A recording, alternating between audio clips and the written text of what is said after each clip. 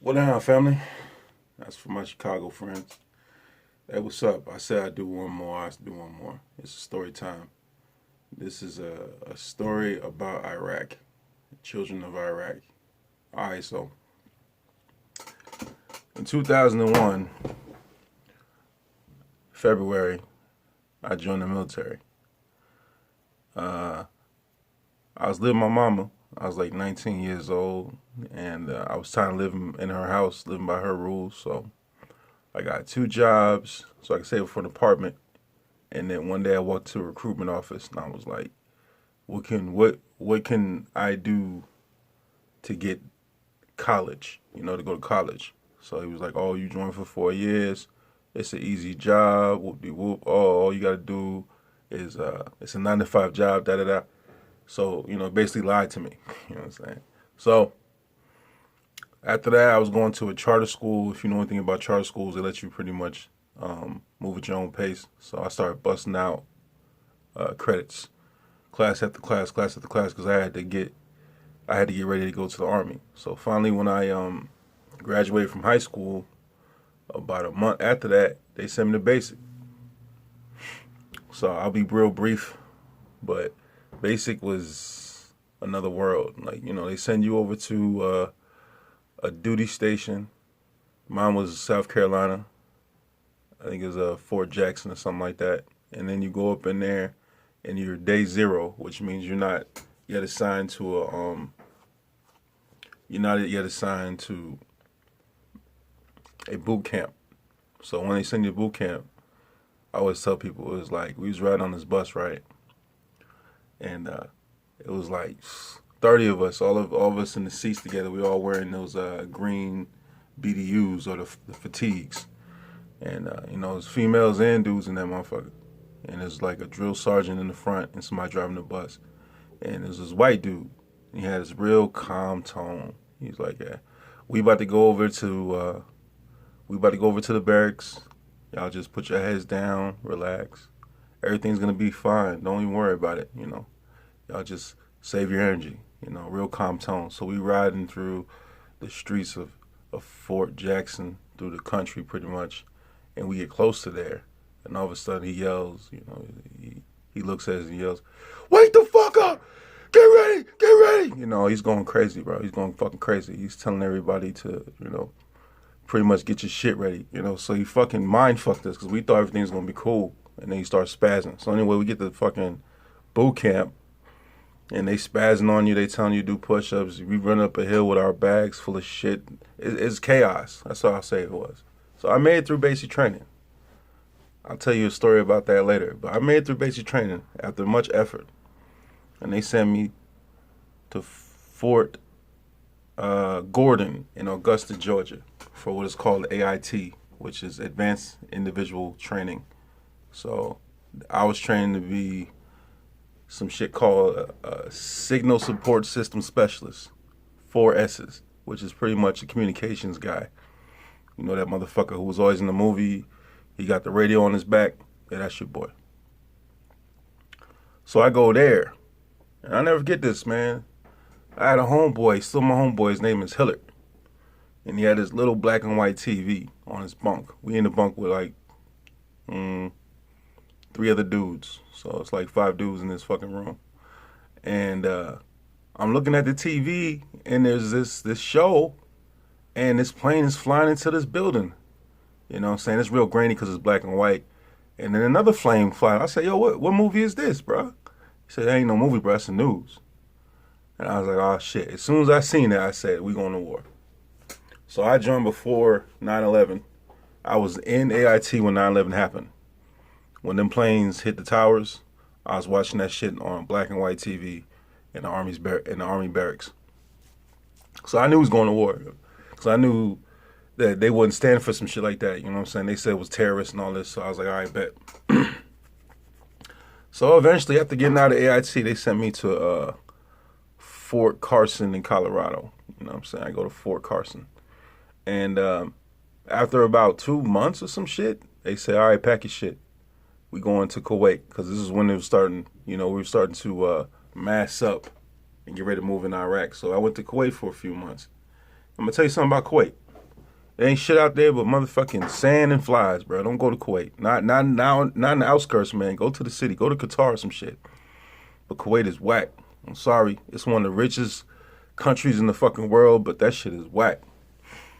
So I did Kuwait, came back unscathed, except for thousands of flies and annoyances. That's pretty much what it was. Then comes the real deal. I forget what month it was. It might have been March or February of 2003.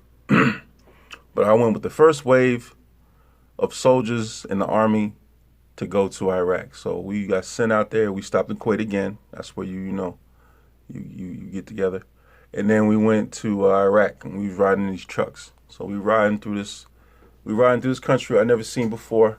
Got a lot of mud huts and shit. Got a lot of Iraqis on the side of the road, waving ass and shit. They ain't know what's going on. Just see mad dudes. So I'm riding on this truck, and on top of the truck is pretty much a tank. You know, it's called a Bradley fighting vehicle, but it's pretty much a tank with a small gun, small caliber gun. And it's right on this truck, and I'm just looking at the countryside, and it's nothing, bro. It's dirt. Certain parts of Iraq ain't nothing but fucking dirt and mud, bro. You have to go inside Iraq to get to the Tigris I think it's the Tigris, isn't it? No, this is Euphrates. To get to Euphrates, or Tigris, whatever the fuck it is, and you start seeing jungle. So this is my story. When we get out there, it ain't nothing nice. Everywhere we go, it's some motherfucker with AKs. You know what I'm saying? Everywhere you look outside the window, it's niggas looking at you with AKs. We ride in the Humvees. I'm talking about the Humvees with no doors. They had plastic doors and shit. That's so early my deployment was. We ride in the fucking Humvees, and it's just dudes to left and right. You look at you hard as fuck with AK-47s. That was the #1 gun in Iraq, bro. Everybody had a K, bro. And all I had was my little M16 joint that I could put on burst. So I said, fuck it. You know what I'm saying? If I'm going to go to war, I'm going to go to war. If I don't come back, I don't come back. So we riding through that thing. I'm scared, but hey, what you going to do? You can't call home to mom. She ain't finna come get you. So we had beef, legitimate beef on them streets. Sometimes they take shots at us. We had to hop out. But what I want to discuss are the children of Iraq. The first time I encountered the children of Iraq was when I was on guard duty. So you got to imagine me in full fatigues, standing by this barbed wire, looking left and right for any kind of danger. But every so often a kid will walk up, Iraqi kid, and they don't know much English, but they'd ask you questions. TV, you know, they would say words in English words, and then I would translate them. But them kids didn't give a damn. Them kids didn't give a fuck about the war. They didn't care about skin tone. They just seen new people. And plus, I'm kind of brown skinned, so my tone was very close to them Iraqis, so they love me. But they's always be like, don't talk to them kids. You know, you don't know, they might have a bomb strapped to them. And that's true. They could very well have. That's happened a lot in Vietnam and other wars, even in Iraq. But look, if I'm going to go out, I'm going to go out, bro. They told me to stand on guard. I'm not about to not say nothing to these kids, bro. If I'm going to go out by anything, it might as well be a kid. I'd rather do that. But so I talk to these kids, show them love, you know what I'm saying? Sometimes give them little treats. You know, we had MREs that had little candy in that thing, so I give them kids a little bit of candy. I try to respect their culture. You don't never give them no pork. You know what I'm saying? That's a Muslim place. A lot of soldiers was doing that fuckboy shit, giving them pork and shit, because the kids didn't know, and that goes against their religion. So I give them candy, you know what I'm saying? Just a little something sweet. And you know what I'm saying? So that whole deployment was bullshit, man. It was not fun. It was hot as shit, about as hot as Arizona is. It rained all fucking winter. That was the Iraqi winter. It's fucking rain, just wet all the time. But the deployment was not fun. Obviously not. It was war. I had to see a lot of shit. I had to go through a lot of shit. But the kids, this is what happened one day. One day it was hot as fuck, bro. You know what I'm saying? I can't compare it to nowhere else but Arizona. You need to come to Phoenix, Arizona to compare it. But it was hot as fuck, man. And we was on some kind of 1 water bottle a day ration because we ain't have enough water. And I'm on guard duty yet again because, you know, my big black ass always is on fucking guard duty. And I hear splashing in the distance. So I turn around, and there's this big ass tree. The tree is just about dead, but it's over this watering hole. You know what I'm saying? And beneath the tree is just like 10 kids splashing around in this water probably about 10 feet deep. Kids is young, maybe the oldest one is maybe 12, 13, and they having a good time, bro.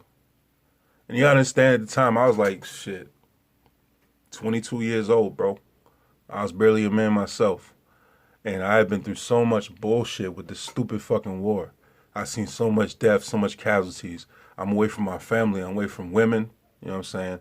Because when you go to war and you go with a combat unit, it ain't nothing but fucking dudes. Dudes everywhere. Fucking swinging dicks everywhere, bro. And I got so tired of seeing dudes. So all I really wanted to do was have some humanity. I didn't want to think about the war. So my sergeant major, who was the head of the non-commissioned officers, he's like, don't fraternize with the kids around here. Don't be talking to the enemy. Don't do this. Don't do that. You know what I'm saying? But I'm a fucking rebel, so I do the fuck I want to. So even though I respected that, man, I heard them kids splashing. I seen that there was no immediate danger. There was 2 other dudes fucking guarding that post. So I started taking off my shit. I took off my damn top. I mean my cover, which I guess it was my Kevlar helmet. Take that shit off. Take off my rifle. Kept it with me, of course. Take off my fucking boots, them little tan shits that fuck up your feet. Took them bitches off. I took off my they call it a blouse. I don't know why, but you know the jacket, the fucking army tan jacket. Took that bitch off. So all I had was my pants and my brown shirt and some socks. And I ran full speed with the rifle. No, matter of fact, no, I ain't do that. I handed my rifle to the homeboy. You can't do shit like that. So I gave my rifle to the homeboy, and he told me, don't do it, you know, you're gonna get in trouble. I said, hey, whatever. So I gave my rifle to the homeboy, and I ran full speed toward that watering hole. And I cannonballed in that bitch. And them kids looked at me like I was crazy. Like, what the hell is this dude doing? And then they just shrugged it off and kept playing. So I kept playing. I was playing with them. I was climbing up the tree, doing flips off that joint, watching them do flips, splashing around, having a good time. Other soldiers was watching me like, yo, Wolf, come up out that water, man. What's wrong with you, bro? You crazy. And some of them even joined in, bro. But I'm going to tell you, I was in the middle of a war-torn country, where at any time we could die, you know what I'm saying? But that was one of the best times of my life because them kids didn't give a fuck, man. Them kids didn't care nothing about no war. All they wanted to do was have fun, so I had fun too. I was still almost a kid myself, so I had fun. And I did get in trouble for that shit. I came up out that water, fucking Sergeant Major, somebody was coming. It wasn't Sergeant Major, it was somebody else, but they was cursing me out. Fuck wrong with you? Get down. Get down means do push-ups. So I had to get down, soaking ass sweat in that damn sun, in the dirt. But fuck it, it was worth it. You know what I'm saying? I always remember them kids because, you know what I'm saying, I remember at one point, the kids was using me like a springboard. You know what I'm saying? I was standing on the edge of the water hole, and they would run up, and I would flip them over me. You know, kids was having a ball. I was having a ball, dude. That shit was fun. So for all the death and tragedy that I've seen in Iraq, for all the people that I've lost, I remember my brightest memory is them kids, you know. And I feel like kids are humanity at its purest, you know what I'm saying? I feel like when a child that has not gone through abuse or torment is humanity in its purest form, you know, because they don't care if you black or brown. They don't care if you got money. They just see another kid, another human. So I'm quite thankful for them kids. I hope they grew up to be successful and happy, and I love them. I don't even know their names, bro. It was just a bunch of Iraqi kids, boys and girls, from 8 to 13, having fun in a watering hole in the middle of a war. But, my love to them, and I always remember that. I'll never forget that. I hope I forget some other stuff, but that I hope I never forget. But anyway, that's my story time. It's about the kids of Iraq. All right, then.